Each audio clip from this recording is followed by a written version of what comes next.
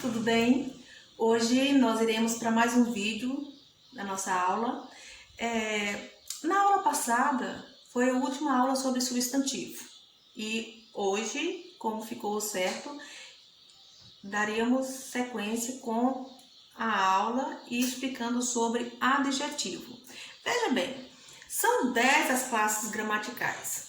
Memorize isso, são 10 as classes gramaticais. Eu até deixei aqui no quadro para você ir familiarizando. Substantivo, artigo, adjetivo, numeral, pronome, verbo, advérbio, preposição, conjunção e interjeição. Nas aulas passadas estudamos sobre substantivo. Todo mundo lembra que substantivo é a palavra que serve para nomear seres, ações, sentimentos, enfim, objetos. Hoje nós iremos estudar sobre adjetivo. Veja bem, artigo, numeral e adjetivo. Adjetivo. Ó, eu coloquei aqui para vocês lembrarem que é o que nós estamos estudando. Adjetivo. Tanto artigo, adjetivo e numeral servem para caracterizar e identificar o substantivo. Essas três classes gramaticais, artigo, adjetivo e numeral, elas servem para caracterizar o substantivo, né? Mas além de caracterizar o substantivo, o identificando, o adjetivo também serve para qualificá-lo, né? Trazendo assim qualidade ao substantivo.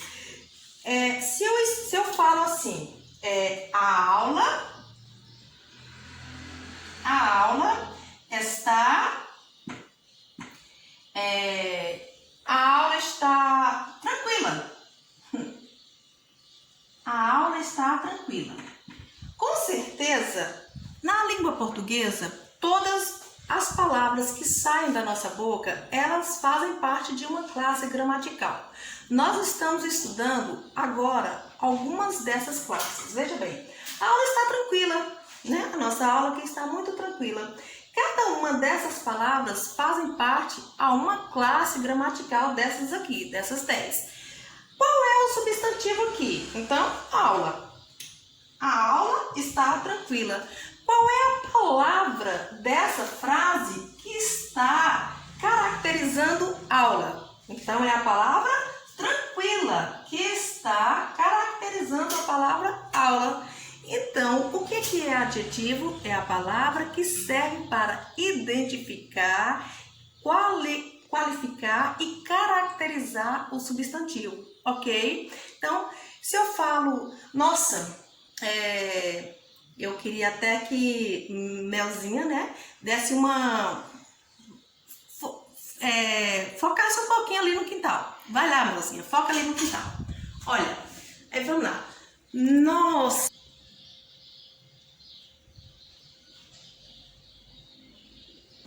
Aí, se eu fui lá no quintal e falo, nossa, amanhã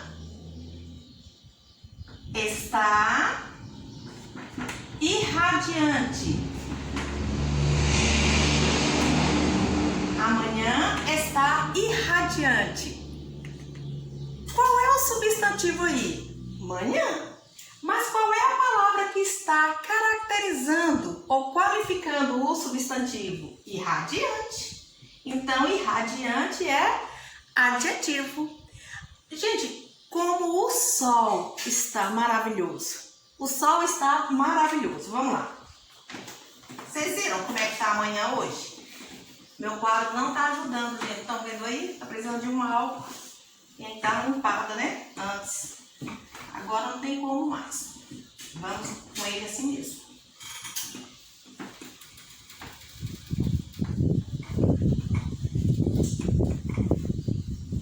Se eu falo, vocês viram lá amanhã? Então, o sol está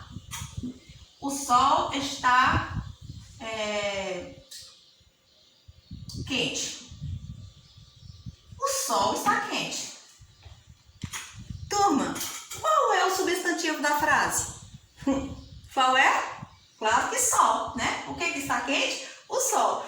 Agora, qual é a palavra que está caracterizando o substantivo sol? A palavra quente. Qual é a classe gramatical de quente? Adjetivo. O que é adjetivo? É a palavra que caracteriza, qualifica e identifica o substantivo, ok? Então, nós vamos dar uma sentadinha para nós explicarmos a atividade. E eu queria muito que você pegasse a sua atividade, estivesse com ela em mãos, para que nós fôssemos explicando passo a passo como é que você deve fazer cada questão. Vamos lá? Então, vamos lá. Termos que acompanham o substantivo. Pegaram a atividade de vocês? Vamos lá? Então, vamos lá. Para começar, leia o comentário a seguir, reproduzido de um site que reúne avaliações de leitores sobre atrações e pontos turísticos diversos. Avaliação sobre Praia do Prata. É legalzinha.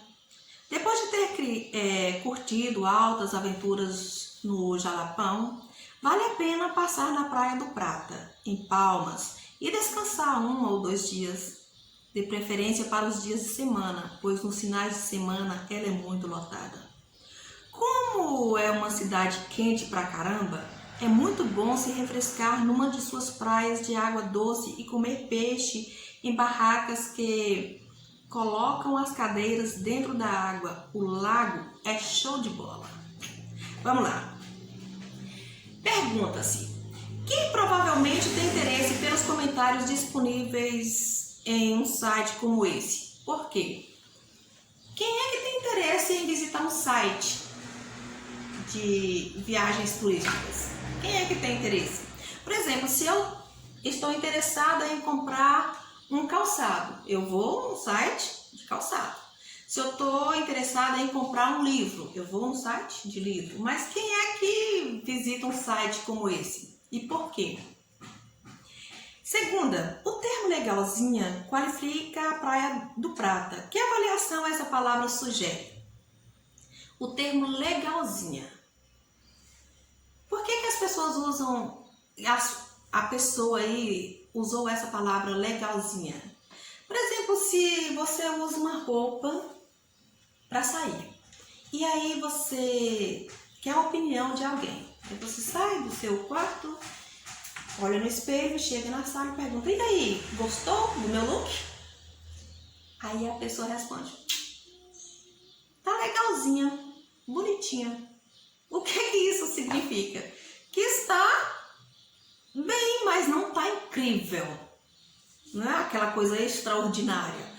Mas se você sai e a pessoa: nossa, arrasou, tá incrível. Esse é outro comentário, não é isso? Então, olha aí, as palavras qualificando ou caracterizando o substantivo. Que palavra é qualificada por quente pra caramba? Como ela se qualifica? Se lá na frase, como é uma cidade quente pra caramba, é muito bom se refrescar em uma de suas praias de água doce. Que palavra é qualificada por quente pra caramba? Quente pra caramba está qualificando qual palavra na frase? A palavra quente pra caramba está referindo a qual palavra? E como ela se classifica? Essa palavra faz parte de qual das classes gramaticais? Lembrando que as classes gramaticais são 10, né? Nós estamos agora na segunda, que é adjetivo. Mas a primeira pergunta é: que palavra é qualificada por quente pra caramba? Quente pra caramba está se referindo a qual palavra da frase? E qual é a classe gramatical dessa palavra que você respondeu agora? Ela é substantivo, ela é verbo, ela é adjetivo, ela é pronome, ela é numeral, ela é interjeição, ela é preposição, ela é o quê? Ela é uma das classes, ela faz parte de uma das classes das palavras, né? Ela faz parte de uma das palavras das 10 classes gramaticais. Seguindo, como você já estudou, os substantivos são palavras que nomeiam seres, objetos, lugares, ideias e ações. Em um texto, eles vêm acompanhados por palavras que os modificam para indicar qualidade, quantidade, sentido, genérico ou particular, entre outros valores.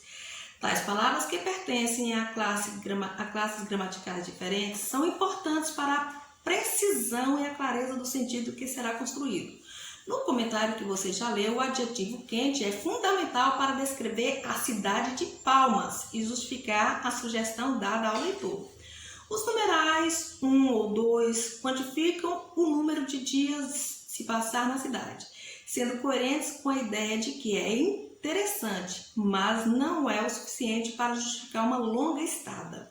Já o artigo O, usado antes de lago, evidencia que esse lugar já estava de algum modo mencionado no texto e se relaciona a informações conhecidas do interlocutor. Ou seja, o adjetivo, o numeral e o artigo acompanham o substantivo com a função de caracterizá-lo, determiná-lo e especificá-lo. Essas 3 classes gramaticais, o artigo, o numeral e o adjetivo, eles têm a função de caracterizar, de determinar e especificar o substantivo. Mas lembrando que, além disso, o adjetivo também, ele sempre, na maioria das vezes, qualifica o substantivo. Ele sempre dá uma qualidade. Essa qualidade pode ser positiva ou negativa, ok? E nós vamos estudar ao longo dessa unidade. Veja bem, continuando, preste atenção nessa tira do quadrinista gaúcho Adão Iturros Garay, Mundo Monstro. Veja bem, Cecília gosta de livros fininhos, né? Cecília gosta de livros fininhos, aqueles que têm bem poucas páginas para se ler rápido. Cecília gosta de livros fininhos. André gosta de livros usados. Lucas gosta de livros grossos. Timóteo, o tímido, gosta de livros grandes. Agora, qual desses ditados populares poderia intitular a história em quadrinho? Quem não tem cão caça com gato? Quem não tem cão caça com gato, ele poderia intitular essa história em quadrinhos aí? Ou gosto não se discute? Ou as aparências enganam? Qual desses 3 ditados populares poderiam intitular a história em quadrinho aí? Aí tem vários gostos, né? Mas qual desses 3 ditados populares poderia servir para intitular a história em quadrinho? Desses 3, você vai pensar. Copie as palavras que caracterizam o termo livros. Livros aí é um substantivo. Quais são as palavras que estão caracterizando o termo livro nos 4 quadrinhos? São 4 quadrinhos e nos 4 tem as palavras que estão caracterizando o substantivo livros. Você vai identificar quais são essas palavras e responder. Por que essas palavras são essenciais para o sentido da tira? Por quê?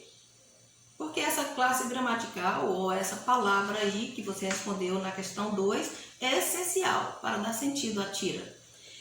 Timóteo é o único personagem descrito pelo produtor da tira. Timóteo é o único personagem descrito pelo produtor da tira. Quando ele fala Timóteo, o tímido, o produtor da tira traz a característica de Timóteo. Ele não dá a característica de Cecília, se Cecília era extrovertida ou não. Ele não dá a característica de André, se André era mais retraído ou se era espontâneo. Não, ele não dá a característica de Lucas, ele só dá a característica de Timóteo. Que característica dele foi citada? Qual foi a característica de Timóteo que o autor aí citou? E como ela se relaciona com sua preferência? Por que Timóteo gosta de livros grossos? Por que será? Você vai ler a história aí em quadrinhos e relacionar a característica de Timóteo com o gosto dele e responder esse comando. Vamos lá. Agora, eu queria que você prestasse atenção em um assunto. Veja bem. Nós iremos estudar agora sobre, dando sequência na atividade, adjetivos pátrios. Já ouviu falar em adjetivos pátrios? Adjetivos pátrios são aqueles que indicam o lugar de origem, né? Referindo-se a países, estados, cidades. Adjetivos pátrios, a pátria, né? Onde você nasceu. Por exemplo, a professora aqui, ó, a professora Naide, eu sou, começando do menor para o maior, né? Eu sou canapolense, porque eu nasci na cidade de Canápolis. Sou baiana, então sou canapolense, baiana, porque nasci no estado da Bahia, e brasileira, porque nasci no país chamado Brasil.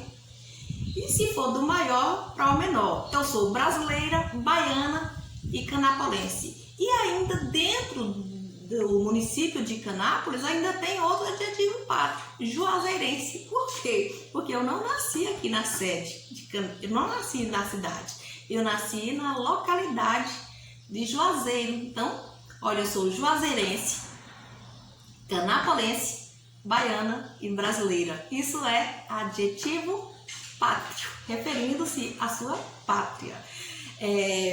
Veja bem, eu coloquei aí, você está com a sua atividade, o mapa do Brasil, tem aí os seus 26 estados e seu Distrito Federal, e eu queria que você atentasse a todos os estados, né? A todos os seus estados e o seu adjetivo pátrio. Por exemplo, Minas Gerais. Quem nasce em Minas Gerais, ele é mineiro. Quem nasce no Ceará, cearense. Quem nasce no Rio Grande do Norte, ele é rio-grandense do Norte ou potiguar. Você pode falar, eu sou rio-grandense do Norte, né? Ou sou potiguar. Então você vai lembrar que quem nasceu no Rio Grande do Norte pode ser um desses. Agora, eu não coloquei, aí só tá os estados, mas eu queria, vocês atentem também às cidades. Por exemplo, quem nasceu em Salvador,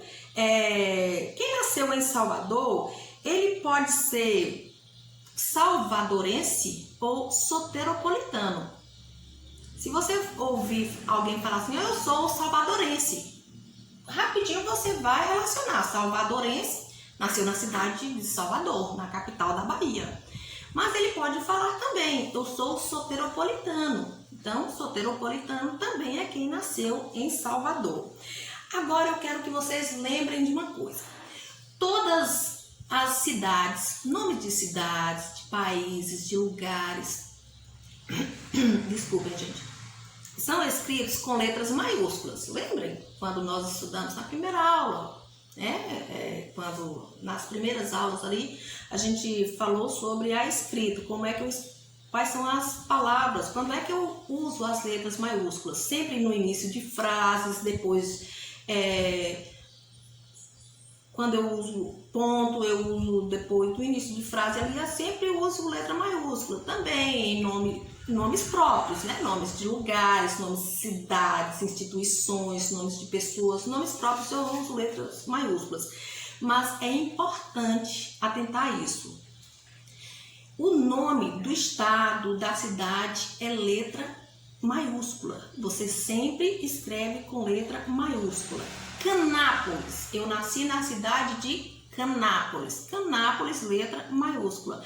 Mas o adjetivo pátrio é escrito com letra minúscula. Eu sou canapolense. Então, canapolense aí não escreva com letra maiúscula. Canapolense, letra minúscula. O adjetivo pátrio escreve-se com letra minúscula. Atentou a isso? São regras práticas, mas que nós temos que estar atentos, porque são erros que eu não diria gravíssimos, mas são erros que quem está atento à língua portuguesa tem que saber, ok? Então você vai ler ou estudar todos esses nomes aí de estados, dos estados do Brasil e o seu adjetivo pátrio referente, ok? Agora, atividade. Nós temos aí atividade. Eu quero muito que vocês estudem isso aqui, tá bom? Porque às vezes vocês já estão no 7º ano e vai passando o tempo e de repente você está sem saber, né? Como é que se escreve? Quem nasce em tal cidade? Quem nasce em tal estado? É o quê? Quem nasce em Brasília? Brasiliense. Quem nasce em Santana? Santanense. Aí você... quem nasce, gente, em Recife? Recifense. E aí, por aí vai, tá aí. A atividade tá aí. Todas os estados, as capitais do Brasil, aí você vai estudar. Agora, explicita-se a seguir uma anedota, interaja-se com a mesma e em seguida responda aos seguintes questionamentos ou ao seguinte questionamento. Aí está uma conversa, né, de amigas. Eu acredito que essas amigas aqui têm a sua idade, pela anedota, né, a idade de vocês, talvez 13, 14 anos, talvez até 12, né, não sei se alguns de vocês têm 12, eu acredito que raríssimos têm 11, né, porque vocês já estão no 7º ano, mas vamos lá. Então, pela característica aqui dessas pessoas que não tem foto, só tem as falas, pela característica das falas, me parece que são pessoas as meninas eram adolescentes praticamente na fase de vocês. Vamos lá. Aí uma começa e fala: o idioma francês é o mais interessante e útil. Dizia uma. Qual nada? Acho que é o idioma inglês. A outra falava. Aí a terceira entra. Mas o que vem ser a idioma? Idioma quer dizer língua. A outra respondeu. Aí a terceira que perguntou o que seria idioma falou: então fiquem sabendo que eu gosto muito de idioma de vaca com cebolas e batatas. Se idioma quer dizer língua, ela gosta do idioma de vaca com muitas cebolas e batatas. Agora, destaque os adjetivos pátrios indicando a localidade pertencente aos mesmos. Então você vai identificar aí os adjetivos pátrios pertencentes aos mesmos aí. Agora, o que caracteriza o humor? O que caracterizou o humor nessa anedota aí? O que teve de humor aí? Aí, seguindo, tem: escreva os adjetivos pátrios correspondentes. Tá aí todos os comandos das questões. Essa atividade eu coloquei bem menos, porque eu quero que vocês deem uma lida nessa página aqui, uma lida e uma estudada. Além de ler, eu quero que vocês estudem, tá bom? Os adjetivos pátrios referentes aos estados, se vocês puderem, até a muitas cidades e a países também, ok? Tá bom? Gente, a nossa aula está hoje bem mais rápida, hoje nós pegamos bem mais de leve. Na próxima aula nós iremos dar continuidade sobre adjetivo e é somente mais uma aula sobre adjetivo, porque, como vocês viram, nós temos 10 classes gramaticais. Nós só estudamos substantivo. Estamos agora em adjetivos, depois ainda tem pronome, numeral e temos artigo. Ainda queremos entrar em verbo, porque verbo, para mim, é uma das classes gramaticais mais complexas que tem, porque às vezes as pessoas terminam o segundo grau, às vezes fazem até uma faculdade e tem uma certa dificuldade em muitas conjugações, principalmente de alguns verbos irregulares, mas não se preocupem com isso porque vocês vão ver isso depois.